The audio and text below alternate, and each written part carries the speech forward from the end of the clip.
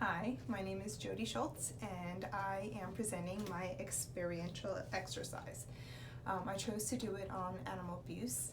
It's one of the few things that really get my blood going when I hear cruelty to animals. So let's look into why. So the first slide I wanted to go over is the reasons why I chose animal abuse. I always loved animals, and a lot of people I think could understand that.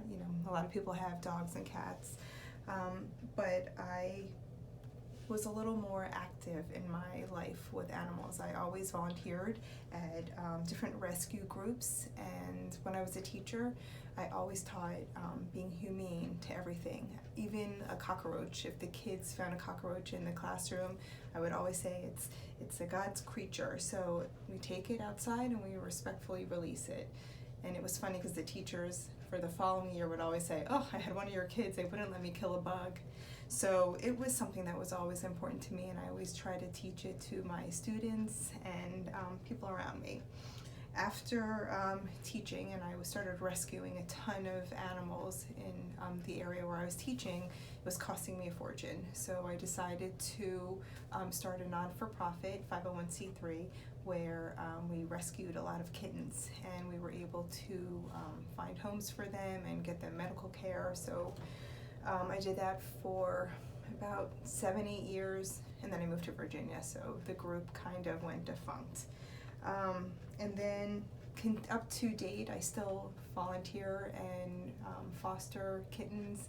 So it's an ongoing love that I have, and I think my kids have it now, and it's something that's been really important to me. So when I was deciding who to look and do some research, I wanted to find somebody that was able to see both sides of it. And I talked to Dr. Ballo, and we talked about maybe going, to witness cockfighting or something that was maybe religious-based. But I know myself, and witnessing any type of animal abuse, I personally can't handle. I just can't do that. Those visions stay with me for a long time. So I decided to take a different route, and I found a woman. Her name is Jody Schultz. She was a lieutenant for the Broward Sheriff's Office for many, many years. And I wanted to sit down and meet with her, but she was in Wyoming for the next couple of weeks. So I chose to meet with her over the phone, and I had about an hour conversation with her, and it was very informative. Here is somebody who loved animals, but was also in charge of rescuing them and dealing with people. So a couple things. She worked for the Broward Sheriff's Office for 37 years. While she worked there, she created an animal abuse unit. She trained police officers. She was very informative with judges, and she worked with state prosecutors. And her quote, something that my takeaway with what she said was, "When you can rescue something with no voice, you have no choice." And that was kind of her philosophy as she moved through all those years of enforcement. After she was a Broward Sheriff's Office for 37 years, she then this was earlier. She worked as an investigative agent for the Humane Society, and that was when she was really young. And then after that, she became the executive director of the Wildlife Care Center for 7 years, and she just retired from that about a year ago. One of the things that Sherry said to me was that she always loved animals, and actually every job that she had was fueled by her love for animals. So she said she went into the Broward Sheriff's Office because she wanted to help animals, and what better way? Through the legal system. So it was very important to her. She said even as a little girl, she was standing up for animals, and if she saw any type of mistreatment, she said she was little and skinny, but she would always fight them and say, "Did you know you did that?" or "Did you see that?" So this is something she said was also been a lifelong emotion that she had and feeling, which was very similar to myself. So my first question I asked her, are you able to separate the act from the person?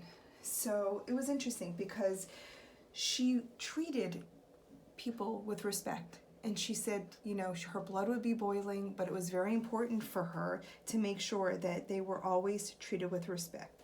And here's a quick story that she told me. There was a story about Sheba and her puppies, and it was an adult dog. She got a call, and it was an adult dog. And the man didn't want the puppies, and he put them in a bag, and he buried them in the yard. And he had the mom, Sheba, was tied up and was going crazy trying to get to the puppies. And so when Sherry finally got out there, she, you know, first talked to him respectfully. They ended up going in with a warrant, and they were able to pull up the puppies, and 6 out of 9 of them survived. As she went through the court case, and she would sit down with him, and she would talk to him, and she said she would try to find out what was the reason that you did something like this. And it was the first time anybody actually listened to him and heard his side of the story. In his whole life, he felt like he had never been heard. And when it came to sentencing, he had to relinquish the animals, and he begged for Sherry to be the one to take them, as opposed to the Humane Society or Animal Control. And he said that it was important that they went to somebody that he heard and respected. And I think that was really important, that a lot of people, the first instinct is you're so angry at them, but it was really important that he was heard, and she was able to teach him and educate him, because he was validated and he was heard, and it was coming from a perspective of helping him, not accusing him or, you know, yelling at him what a crazy person he was. Her job, when she started the units, it was really important for her to teach the police officers. She would say when she would go into the homes, if there was elder abuse, child abuse, animal abuse, she said if she saw one being abused, she took all 3. She said it was very important they were all voiceless people. And so she would teach her police officers also, if you see one animal abuse, look around. Look for the children, look for the elders. There's got to be other components. And it was very important for her to teach that all 3 were integrated. Her job was, her philosophy was educate people. For example, she used the example when she's at Wildlife Care Center that people think rabbits are cute. They put them in a little crate, and then they stick them with carrots and food and say, oh, look, they can eat, they're fine. However, they don't know that rabbits' teeth grow for the rest of their life. So unless you give them a piece of wood or something hard for them to chew and shave down, the rabbit's teeth can actually grow into the top and the bottom and seal their mouth shut so they can't eat. So technically, the rabbit could starve to death with a bowl of food right in front of them if they don't have something to run down their teeth, which I didn't know before she shared that either. So her philosophy was some people don't hurt the animal intentionally if it's neglect or just being unknown. So making sure that people are educated was really important to her. And then the other thing is that she said she never lost her temper. She would be very personally invested in helping the animals, but she said whenever she would get to the house or in front of the courtroom or when she was dealing with prosecutors, she never lost her temper. And she said it was really important for people to see that she was stable, and that people felt understood. And she used the example of when there's a baby in the supermarket and they're screaming and you see the mom losing it, the last thing the mom wants you to do is go over and say, I can't believe you're doing something wrong. And her comment was she would walk over and say, well, you must be really overwhelmed. And she said, and that's the same approach she uses with the animals. It's really important that you must have a lot on your plate. So, which I thought was very insightful considering she didn't have any therapy background, which was pretty therapeutic. Then I asked her, what about her religious defense? And the thing that came to my mind was the Santerias. So she was very clear that it wasn't her job to judge the religion or the people, but to focus on the acts, not the religion. And there are state laws that protect these animals. However, it's interesting that there's no state law to prevent somebody from killing an animal. However, there are state laws about unnecessarily hurting an animal. So her focus when she dealt with the Santerias, or there's another group, the Ethiopian Zion Coptic Church, in order for her to get the state laws to protect it, the Ethiopian Zion Coptic Church, they sacrificed cannabis. So they were able to prevent that from saying it was an illegal thing. So it was the same concept for the Santerias, as long as you're not breaking any state laws. So the state laws was actually hurting the animals. Were you unjustly hurting them? Were you unnecessarily hurting them in transport? So the focus wasn't on the actual religious acts, but the parts of the animals that she could enforce stately. So then my next question to her, how has this changed you? And it was incredible because she said it hadn't. Who she was as a little girl standing up and defending the defenseless animal is who she is retired at 66, the same person. And so she said she stayed true to herself ever since she was a little girl. It was her job to protect these animals, and she actually followed through with her life dream.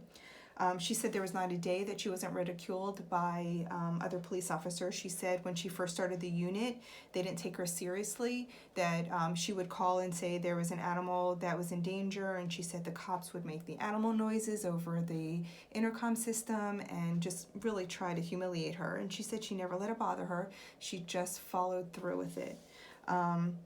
She said when she was in the BSO, she merged the domestic violence unit, the special victim of family crimes, and the animal abuse. And again, as I referenced before, she felt all three of them were intertwined. And so she made sure that they were intertwined in the sheriff's office as well.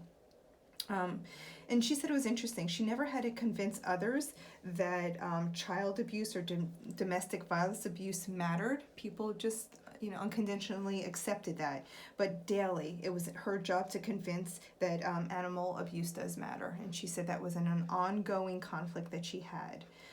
She worked closely with Ken Jenny, Rick Navarro, Bob Butterworth. She was very political. And one of her reasons for becoming so political was the laws actually are the things that can actually change and enforce the safety of the animals.